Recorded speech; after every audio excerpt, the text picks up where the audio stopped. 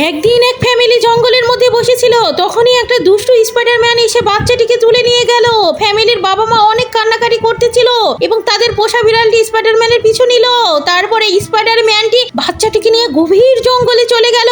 সেখানে যে বিড়ালটি তাদের ধরে ফেললো এবং জাল ধরে অনেক টানাটানি করলো বাচ্চাটিকে রক্ষা করার জন্য, কিন্তু সেই স্পাইডারম্যানটির সাথে পেরে উঠলো না। স্পাইডারম্যান তার পা দিয়ে আঘাত করে বিড়ালটিকে অজ্ঞান করে দিল এবং বাচ্চাটিকে নিয়ে সে তার গুহায় চলে গেল। ঠিক তখন বিড়ালের জ্ঞান ফিরলো এবং সে স্পাইডারম্যানের বাসা খুঁজতে লাগলো। তারপর স্পাইডারম্যান বাচ্চাটিকে নিয়ে এসে তার জাল দিয়ে একদম ঘিরে দিল। বিড়াল তখনই তার বাসা খুঁজে পেল এবং সেখানে কেরোসিন তেল ধরিয়ে আগুন ধরিয়ে দিল। তারপরে পুরো বাড়ি আগুনে পুড়ে গেল।